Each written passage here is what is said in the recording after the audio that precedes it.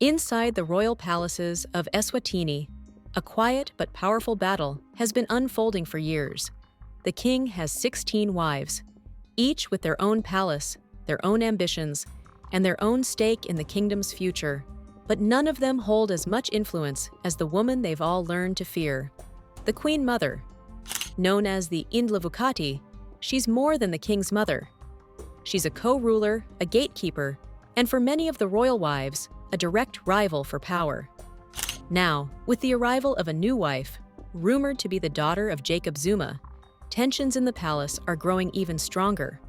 But this is just one piece of a much larger story. Today, we uncover the hidden world behind how 16 wives of Eswatini's king have battled the Queen Mother for power, status, and control over billions in royal wealth. To find out more, let's dive into Empire Elegance.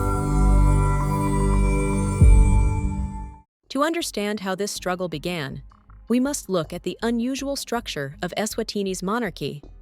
Eswatini, formerly known as Swaziland, is home to Africa's last absolute monarchy. And while King Mswati III may sit on the throne, he does not rule alone. By tradition, the king governs alongside his mother, Queen Mother Intombi Tfwala, who holds the title of Indlovukati, or Great She-Elephant. Together, they represent two halves of the monarchy. The king serves as the nation's political leader, while the Queen Mother holds authority as the cultural and spiritual head of state. But over time, the Queen Mother's role has gone far beyond ritual. She is deeply involved in royal appointments, religious ceremonies, and the palace's internal affairs, including the selection and management of the king's many wives. Insiders describe her as strategic, calculating, and fiercely protective of her influence, especially when it comes to keeping the royal wives in check. And that's no easy task, because there are many of them. That growing number of queens has only made the Queen Mother's position more complex. Since ascending the throne in 1986, King Mswati III has married 16 wives.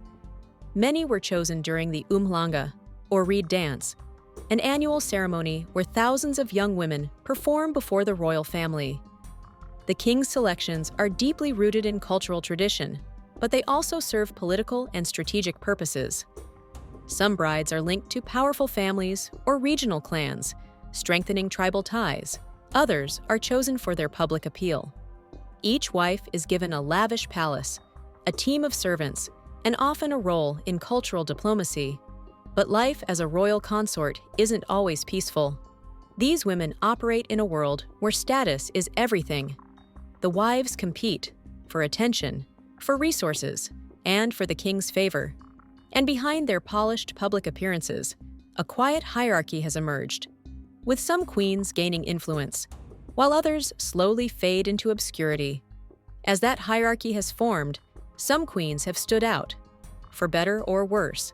Among the king's wives, a few have stood out, sometimes for the wrong reasons.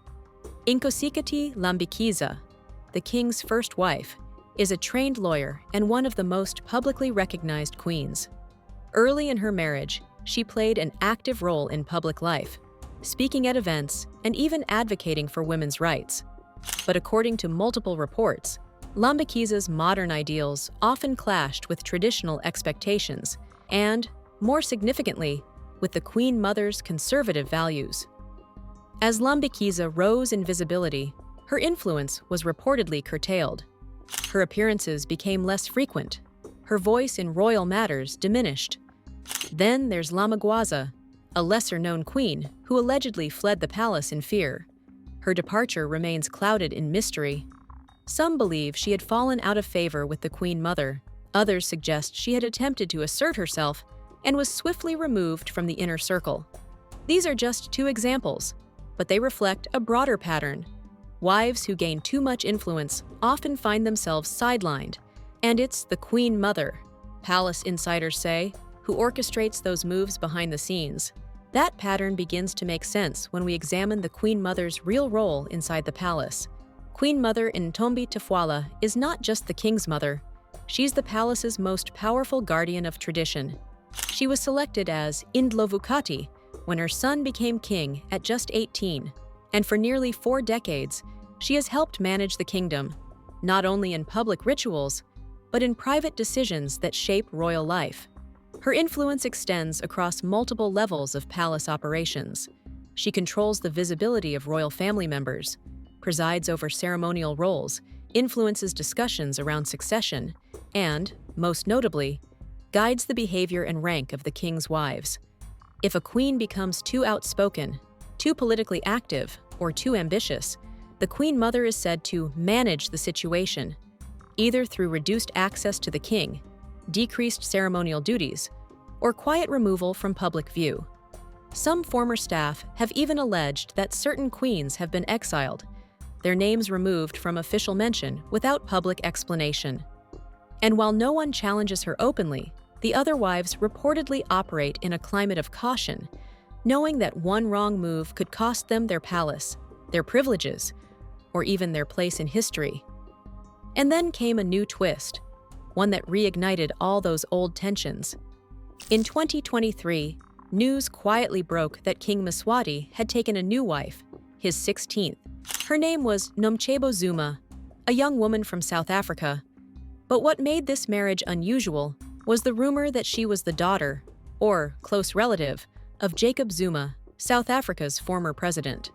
The palace did not confirm the relationship, nor did the Zumas, but the implication was enough to send ripples through the royal court. Unlike other brides, Nomchebo didn't come from a Swazi village or clan. She came from a political dynasty, and in a monarchy that values control, loyalty, and internal unity, her presence was immediately noticed. According to local observers, her arrival created tension among the other wives, some of whom feared her political connections could fast-track her influence. And for the Queen Mother, it raised even bigger concerns. Was this just another marriage, or a subtle political alliance? What adds urgency to this entire struggle is the enormous wealth at stake. At the core of all these rivalries lies something far more material: wealth. The royal family of Eswatini controls an empire of crown land, companies, and investments. The king's personal fortune is estimated at $200 to $500 million, with some believing it's far higher when accounting for state-backed businesses and undeclared assets. Each royal wife lives in state-funded luxury, complete with cars, staff, travel budgets, and security. But beyond lifestyle, there's also the question of succession. The king has many sons, but the next heir has not been announced. And according to tradition, the Queen Mother plays a major role in influencing who is chosen as the future king. That means whichever wife bears the chosen heir will see her status and her family's future transformed forever. It's no surprise, then, that every wife has a vested interest in protecting her position and possibly outmaneuvering the others. With 16 wives now in the palace, and the Queen Mother maintaining a firm grip on influence, the stakes are higher than ever. As the royal household continues to evolve, the path forward remains uncertain. From the outside, the Eswatini monarchy appears unified. Ceremonies are held, royal statements are delivered, the king is revered. But behind the palace gates, the atmosphere is far more complicated. 16 wives, each representing different families, regions, and ambitions, navigate a court filled with unspoken rules. Their alliances shift, their ranks fluctuate, their futures remain uncertain. And above them all stands the Queen Mother, a woman who has outlasted queens, advisors, and political wins for nearly 4 decades. With the addition of new wives like Nomchebo Zuma, the balance of power is once again shifting. Some insiders say the Queen Mother is preparing to assert her authority more forcefully. Others believe a generational change is coming, one that even the Indlovukati may not be able to stop. Whatever happens next, one thing is clear: this is no ordinary royal family.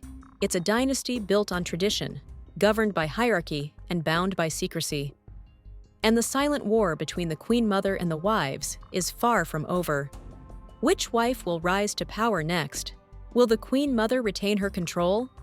And could a single queen, connected to power beyond the kingdom, change the royal future forever? Let us know what you think in the comments.